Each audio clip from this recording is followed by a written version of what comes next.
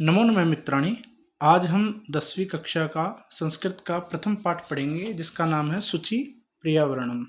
शुचि का मतलब होता है स्वच्छ और पर्यावरण का मतलब होता है जिसने हमें चारों ओर से घेरा हुआ है। इसका जब हम संधि विच्छेद करेंगे तो परि प्लस आवरणम बनेगा। परि का अर्थ होता है चारों ओर से और आवरणम का अर्थ होता है घिरा हुआ होना। तो यह पाठ किसके द्वारा लिखा गया है और क्यों लिखा गया है उसके बारे में यहाँ पर छोटा सा इंट्रोडक्शन यहाँ पे दिया गया है। अयम पाठ है आधुनिक संस्कृत कवे हरिदत्त शर्मण लसलतिका इति रचना संग्रहात संकलितो अस्ति। तो यह जो पाठ है वह आधुनिक संस्कृत के कवि हैं श्री हरिदत्त शर्मा जी, जिन्होंने लसलतिका नाम की एक रचना लिखी है। उससे यह एक छोटा सा पाठ यहाँ पर रखा गया है हमारे प्रथम पाठ में। अत्र कवि महानगराणां यंत्र आधिक्येन प्रवर्धित प्रदूषणों उपरि चिंतित मनः दृश्यते। तो यहाँ पर जो कवि है वह महानगरों में बहुत ज़्यादा यंत्र आधिक्यों की वजह से, मशीन के अधिकता की वजह से जो प्रदूषण बहुत ज़्यादा बढ़ गया है उससे चिंतितमान दिखाई देते हैं। सह कथयति यत इदम लोह चक्रम शरीरस्य मनस्य च शोषकम अस्ति। तो वह कवि जो है वह कहते हैं कि ये जो लोहे का चक्र है यानी कि ये जो मशीनें हैं यह शरीर को और मन के शोषक हैं, इनका शोषण करती हैं। अस्मादेव वायुमंडलम मलिनम भवति। तो इन्हीं से ही क्या है जो हमारा वायुमंडल है वो बहुत ज़्यादा मलिन होता जा रहा है। कवि महानगरी जीवनात् सुदूरम नदी नदी निर्झरम वृक्ष समूहम लता कुंजम पक्षी कुल कलरव कूजित वन प्रदेशम प्रति गमनाय अभिलषति। तो यहाँ पे जो कवि हैं वो महानगर के जीवन से बहुत ज़्यादा परेशान हो चुके हैं और उस जीवन को छोड़ करके वह सुदूर नदी निर्झरे, निर्झर का मतलब होता है झरने, तो नदियाँ झरना वृक्षों को, लता कुंजों को, पक्षी को और उनसे गुंजित जो वन प्रदेश है उसमें जाने की अभिलाषा करता है कवि। तो उसी के ऊपर यह पूरा जो चैप्टर है इन्होंने स्टार्ट करा है।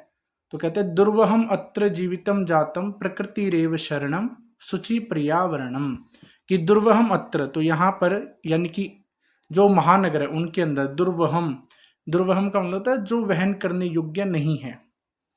तो कहा कि यह जो जीवन है, जो हम जीवन जी रहे हैं नगरों के अंदर, वह अब दुर्वह हो चुका है यानी कि वहन करने के योग्य नहीं रहा है। इसलिए हमें प्रकृति की ही शरण में जाना चाहिए। प्रकृति ही हमारा आखिरी आश्रय है जहाँ पर स्वच्छ पर्यावरण हमें दिखाई देता है। तो स्वच्छ शुचि पर्यावरणम। फिर आगे कहते हैं महानगर मध्य चलत अनिशम कालाय स चक्रम। तो कहते हैं महानगरों के अंदर, बड़े बड़े जो नगर हैं उनके अंदर चलत अनिशम, चलते हैं, अनिशम का मतलब होता है रात और दिन, कालाय स चक्रम की बहुत बड़ी बड़ी गाड़ियां, बहुत सारे असंख्य चक्र जो चल रहे हैं वो यहाँ पर चलायमान है। कहाँ? महानगरों में। और जो कि क्या करते हैं मन है शोष्यत तनु है पेशियत ब्रह्मति सदा वक्रम। और कहा कि ये जो चक्र हैं, जो पहिए हैं गाड़ियों के, वो क्या करते हैं मन को शोषित करते हैं और जो तनु यानी कि शरीर जो है उसको पीसते हैं, एक तरीके से एक शरीर को तोड़ कर रख देते हैं और हमेशा सदा ही वक्र यानी टेढ़े चलते रहते हैं। दुर्दांते दशरेर अमुना श्यान्यव जन ग्रसनम। की कहीं यह जो चक्र हैं, ये जो वो सारी गाड़ियां हैं, ये कहीं अपने दांतों से इस पूरी जो जन हैं, जो लोग हैं, इनका ग्रसन ना कर ले, इनको कभी नष्ट ना कर दे, इनकी सभ्यता को कभी समाप्त ना कर दे। अतः हमें प्रकृति की शरण में जाना चाहिए जहाँ पर स्वच्छ पर्यावरण आज भी मौजूद है। अब इससे आगे कवि कहते हैं कि कज्जल मलिनम धूमम मुंचती।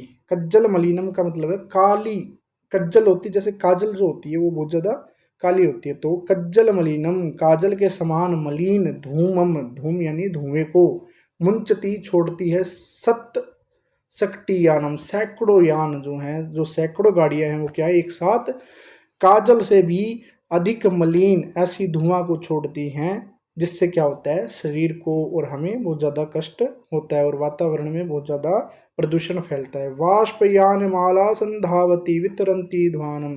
तो महानगरों में केवल प्रदूषण ही थोड़ी है, केवल वायु प्रदूषण ही नहीं है ना।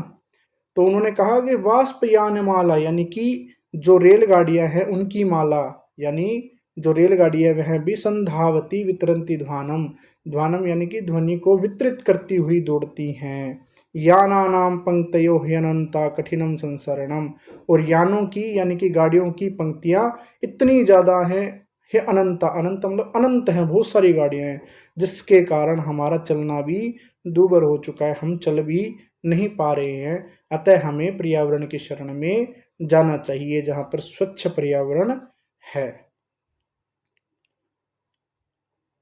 अब इससे अगली पंक्ति में कवि कहते हैं, जो तीसरी अंतरा है उसमें, वायुमंडलम भृशम दूषितम न ही निर्मल जलम। तो यहाँ जो महानगर हैं इनके अंदर क्या हो गया, वायुमंडल जो है हमारा भृशम यानी कि अत्यधिक दूषितम, दूषित हो चुका है। जो हमारा वायुमंडल है बहुत ज्यादा दूषित हो गया, और हमें क्या नहीं मिल रहा है यहाँ पे, नहीं निर्मलम जलम, यहाँ पर जो निर्मल जल है, जो साफ जल है, वो भी हमें प्राप्त नहीं हो रहा है। गंदा पानी हमें पीने को मिल रहा है, नहाने को मिल रहा है। कुत्सित वस्तु मिश्रितम भक्ष्यम श्यामलम धरातलम। तो कहते कुत्सित यानी कि गंदी जो चीजें होती हैं उसको बोलते कुत्सित वस्तु, यानी कि रासायनिक चीजें, यानी कि जो भी हमारे भक्षण करने योग्य चीजें, खाने की जो चीजें हैं उनके अंदर भी अनेकों प्रकार के जो रासायनिक चीजें हैं वो उसमें मिला दी जा रही हैं, मिश्रित चीजें हमें मिल रही हैं। और समलम धरातलम, और ये जो धरातल है, ये जो धरती है, वो पूरी मल से सहित हो चुकी है, बहुत ज्यादा मल इसके ऊपर कूड़ा करकट गिरा हुआ है, जिससे यह धरातल खत्म होता जा रहा है। करणीयम बहिर अंतर जगती तू बहुशुद्धिकरणम। तो कहा कि बहिर यानी कि बाहर, और अंतर जगती यानी कि अंदर, बाहर और अंदर हमें आवश्यक रूप से शुद्धिकरण करना चाहिए। और इसीलिए हमें क्या करना चाहिए, प्रकृति की शरण में जाना चाहिए जहां पर स्वच्छ पर्यावरण है। अब इससे अगली अंतरा में कहते हैं कि कश्चित कालम ना नए माम अस्मान नगरात बहुदूरम। तो कहते हैं कि कुछ समय के लिए, नए यानी कि ले जाओ मुझे, कहा, माम मुझे, अस्मान नगरात इस नगर से, बहुदूरम दूर। कहते हैं कि कुछ समय के लिए ही कवि कहता है कि मुझे इस नगर से बहुत दूर लेकर के चलो। प्रपश्यामि ग्रामांते निर्झरन दीपयपूरम। तो कहते हैं कि मैं ग्रामांते यानी कि गांव की सीमा पर, निर्झर यानी कि झरने, नदी, पयपूरितम, और वह नदी कैसी होगी, जिसमें बहुत सारा पानी होगा, स्वच्छ पानी होगा, मैं उसको वहां जाकर के देखूंगा। एकांते कांतारे क्षणमपि में संचरणम। तो कहा कि कांतारे का मतलब होता है जंगल, तो एकांत में उस जंगल में मैं कुछ क्षण के लिए मैं संचरण करना चाहता हूँ, घूमना चाहता हूँ, जिसमें मैं झरने, नदी, ये सब देखना चाहता हूँ। और इसीलिए मुझे क्या करना चाहिए, प्रकृति की शरण में जाना चाहिए, और जहां पर स्वच्छ पर्यावरण है। अब इससे अगली पंक्ति में कवि कहता है कि हरित तरुणाम ललित लतानाम माला रमणीया। तो कहते हैं हरित तरुणाम, जो हरे भरे पेड़ है, तरु का मतलब होता है वृक्ष, तो जो हरे भरे पेड़ हैं, और ललित लतानाम जो सुंदर सुंदर लताएं, नवीन लताएं, जो उनकी जो माला है वह बहुत ज्यादा रमणीय है। कहाँ पर, जंगल में या प्रकृति में। कुसुमावल ही समीर चालिता श्यान में वर्णिया, और वहां पर वायु भी, जो हवा भी चल रही होगी वह भी कैसी होगी, बिल्कुल जिसकी वजह से ऐसी हवा होगी, इतनी तेज हवा होगी वहां पर कि उसकी वजह से फूल धीरे धीरे हिल डुल रहे होंगे। ऐसी हवा में मैं थोड़ी देर बैठकर आनंद लेना चाहता हूँ। नवमालिका रसालम मिलिता सुरुचिरम संगमनम। तो कहते हैं कि जो वृक्ष है उनके ऊपर रसालम अर्थात आम के पेड़ जो होते हैं उनको बोलते हैं, आम को बोलते हैं रसालम। तो वहां पर नवमालिका, नई मालाएं बनी होंगी, किसकी, आम की, उनको देख करके एक अत्यधिक रुचिकर माहौल होगा। ऐसा ही, इसीलिए हमें प्रकृति की शरण में जाना चाहिए जहां पर स्वच्छ पर्यावरण है।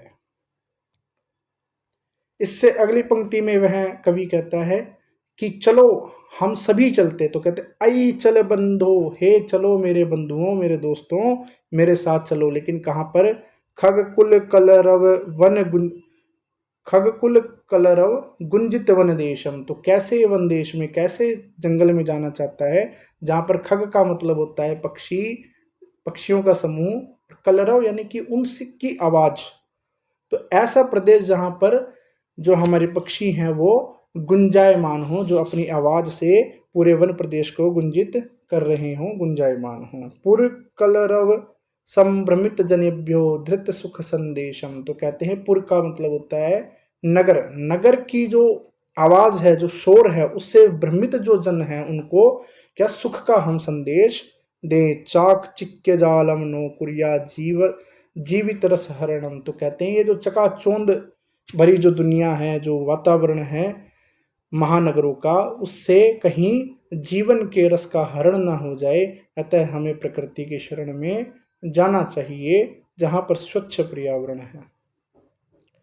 इससे अगली पंक्ति में कवि अति सुंदर बात कहता है, प्रस्तर तले लता तरु गुल्मा नो भवंतु पिष्टा, तो कहते हैं कि कहीं पत्थरों के तले जो लताएं हैं, ये जो तरु की गुल्में हैं, यानी कि जो पेड़ हैं इनकी लताएं और इनके जो फूल हैं वो कभी पिष्टा यानी कि पिस ना जाएं।